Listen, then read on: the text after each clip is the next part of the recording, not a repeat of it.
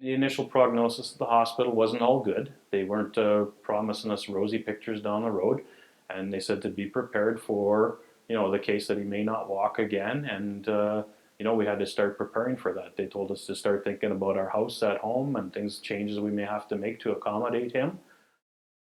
I was skiing with my friends on March 25th, 2018. I went down a hill backwards and I hit a pole and I went flying, and I just remember like going flying in the air, and then I landed on the ground on my back and I realized that I couldn't move anything, and I tried moving and I couldn't move, and that's when my friend stopped and he's like, "Are you okay?"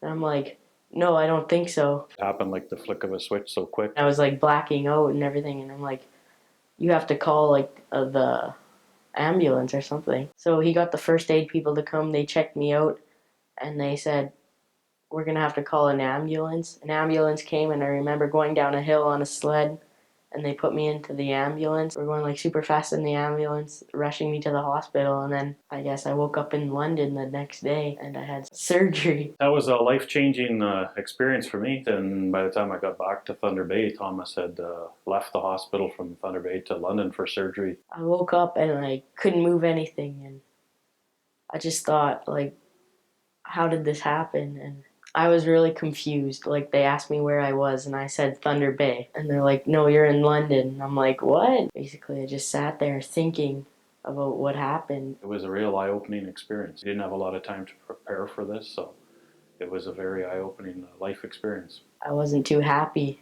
but I realized that I'm going to have to get through this. I was overwhelmed with it, but I realized I have to do this to get better. They were telling me what we're going to have to do and how much work I'm going to have to get done to get better. I stuck with the plan. I'm like, I agreed with everything and I had to do it. The first day was rough. I thought it was going to be a lot of work, and I knew it was from the start. I went on the tilt table my first time and I could only do it for like maybe a minute, not even straight up and down, probably a 60 maybe degree angle, and I was like, this, like, I started to feel really nauseous, and I'm like, I can't do this. Like, I don't know how I'm going to walk if I can't do this. I skipped the tilt table after, and we just stood me right up. And it seemed like it was long. There's days where it dragged on, and you wondered how long this was going to go. And there's other days where it flew by quick. I really didn't think about home. I just thought about getting better. Then I thought about going home after. He maintained a very positive attitude throughout the whole ordeal, which surprised me. I don't think I could have done that myself. I knew that I wasn't going to be able to walk again right now. So I'm like, I'm just going to get some time and do a lot of work. It was a lot of questions. Weren't sure what the outcome was going to be. Weren't sure how the surgery was going to go. Weren't sure what the final result was going to be. It was a lot of questions. We had. I tried to keep his life somewhat normal as well too. We got him out a couple times and went and saw a baseball game and went and saw the IndyCar race and stuff like that. So I wanted to try and give him some normal life experience as well while he was recovering. Thomas and I were cruising down the sidewalk one day, and we saw the sign on the sidewalk. I'd say probably around 3 months at Blurview, maybe. Then we walked by the street and saw Endeavor, and we're like, we have to go see this place. Said, let's go in and have a chat with them and see if there's anything they could do to help us out. I felt he wasn't getting enough physiotherapy and occupational therapy at the hospital. And I did a bit of research, and it seemed to indicate to me that the 6-month date was 0 to 6 month was the fastest rate of recovery. So I said, I want to get him any support I can now to try and help that. I needed extra rehab. I'm like, I really want to get better as fast as I can. So we're like, let's give this a try. Redcord made so much sense to us when we started evaluating it for the clinic. Number one, it was neurological based, and that's what we use in terms of our framework to look at all sorts of problems, from sports injuries to more orthopedic injuries. It's a major focus of ours.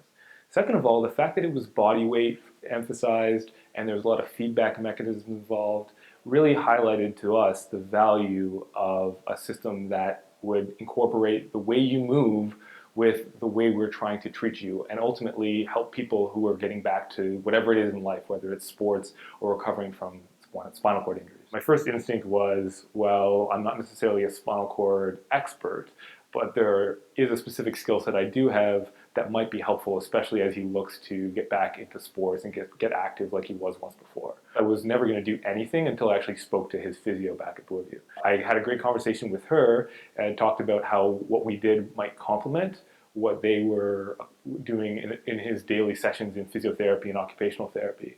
And she was totally on board. And that really set the groundwork for a really great relationship and some of the great progress we made. It was really great.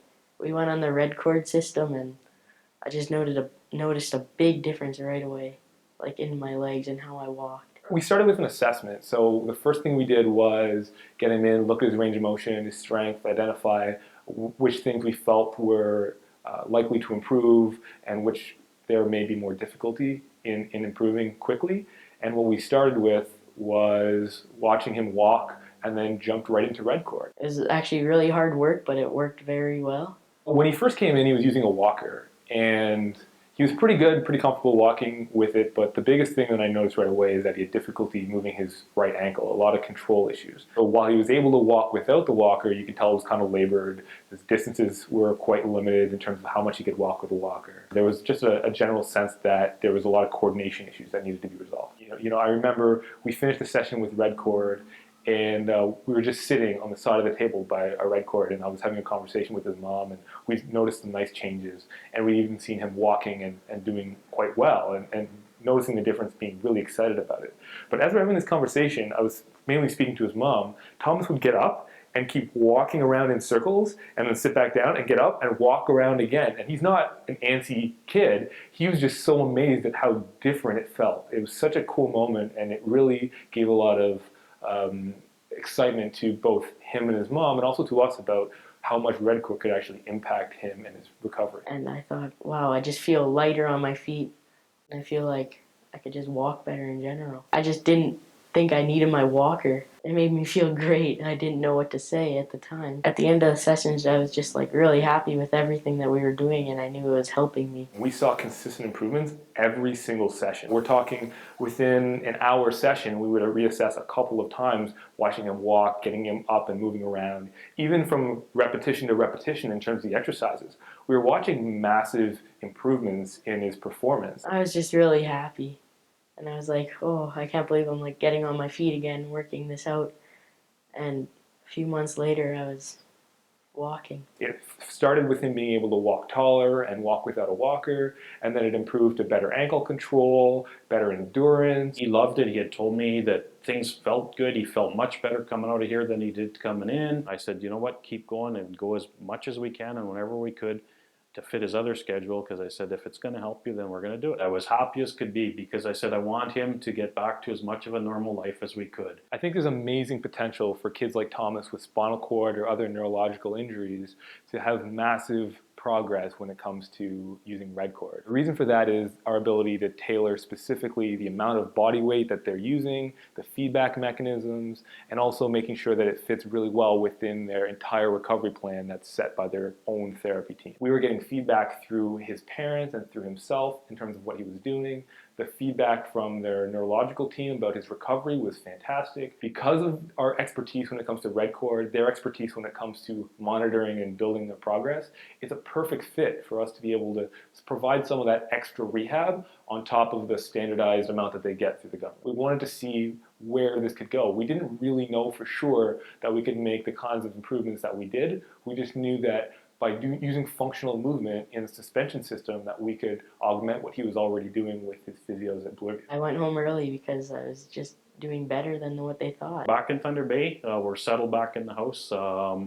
Thomas still has a little ways to go. He's still doing some physio in Thunder Bay on an outpatient basis there, and he's working with a personal trainer in Thunder Bay, building some strength and stuff, trying to get back to as much of a normal life as he could. And his recovery has been miraculous. The doctors have already said it's miraculous. When we get back home and all settled back into school and stuff, we're going to take his new skates and we're going to go to the outdoor rink and we're going to give it a try. I'm going to go with him. He did try golfing again in the fall when we went back to Thunder Bay. He got out on the course a couple times and wasn't able to walk 18 holes, but he managed to get halfway through, and he's anxious to get back out there again. Thomas has amazed me, and I'm so proud of what he's done. It's great. Like, I get to see all my friends now at school, just like live a normal life again. It's the same, if not better, now that I could like work towards new goals and try skating again. It's all exciting to do.